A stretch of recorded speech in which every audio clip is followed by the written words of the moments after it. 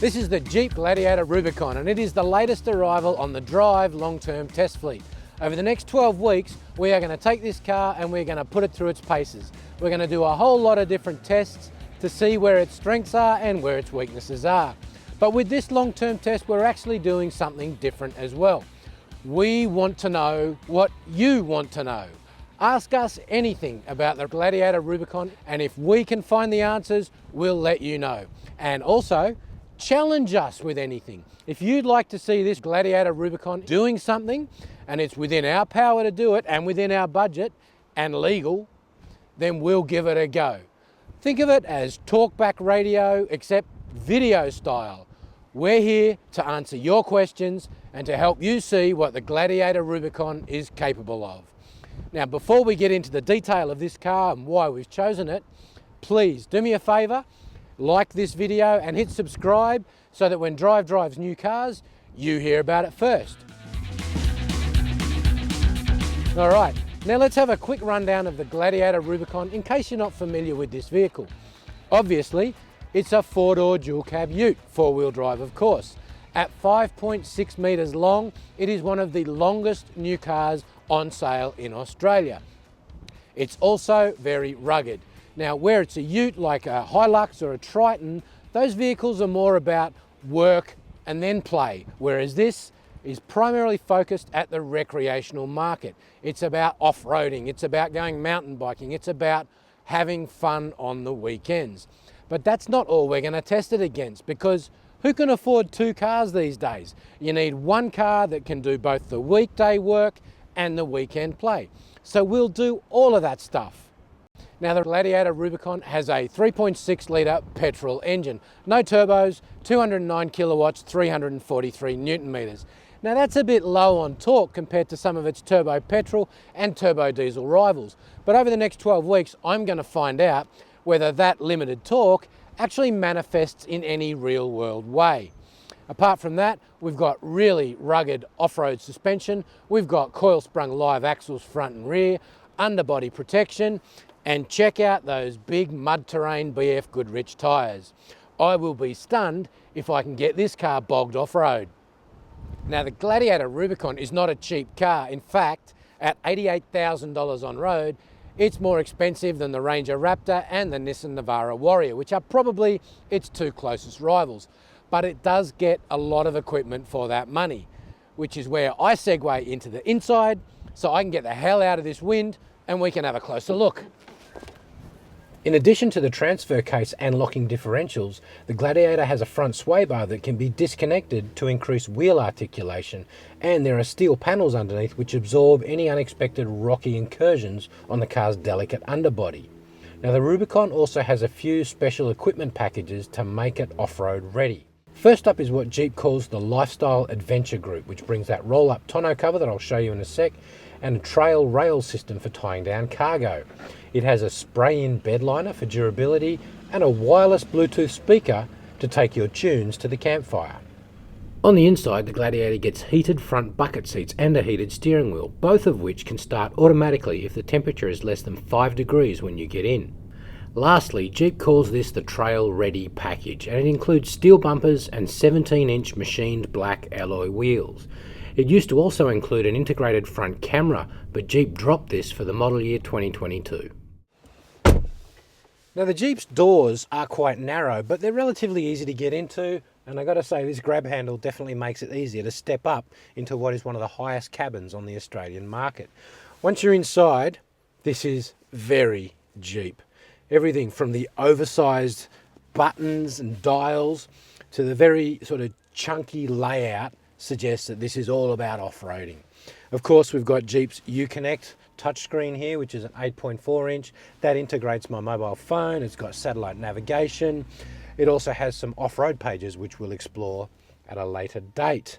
What else have I got? Yes, 4 window switches down in the center, which are taking a bit of getting used to. I don't know about you, but when you think about, I want to put the window down, you naturally look over towards the window. It's a bit of a disconnect to have to go to the center. It has one touch down on the driver's side, but not one touch up, which to me seems a little bit strange. Another thing that it's missing, that I'm finding I'm really missing, and I've only really started driving this car, there's no dead pedal down in the footwell. And now, from the off-roading I've done in previous vehicles, that's really important for sort of holding yourself in the seat. But I'm going to be curious to see whether the seat bolsters are enough to make the lack of a dead pedal a non-issue. I'm a bit skeptical. Okay, now as for the driving position, not too bad. We've got telescope on the steering wheel and up and down adjust, though not through a massive range. I've also got slide on the seat, which is great. And in typical Jeep fashion, there is a material pull down here for adjusting the seat back rather than a plastic lever. I've got a couple of cup holders down here. I've got a weird little indent underneath the handbrake for, I have no idea what's meant to go in there. And then we've got a couple of like divots in the dash, which presumably is where your smartphone goes. But I've already discovered that it's not enough to keep your smartphone centered when you're driving around corners, and my phone took a quick exit and hit the passenger door. Thankfully, it didn't shatter the screen, but watch out, because I reckon when we go off-roading, that's just not going to do the job at all. Now, standard equipment inside on the Rubicon is comprehensive, and you'd expect it for an almost $90,000 car. I mentioned the satellite navigation. It's also got multi-zone climate control. It has Apple CarPlay and Android Auto, 3 USB ports up front. It has an Alpine 9-speaker sound system with digital radio, and of course I've got steering wheel mounted audio buttons and voice activation. In terms of driving enhancements, I've got radar cruise control, heated mirrors and LED headlights and tail lights, and rear parking sensors, and one of the clearest parking cameras I've seen in quite some time. Okay. Jumping into the back seat is quite an effort. It is really high up, but again, we've got some really big grab handles to help you haul yourself in.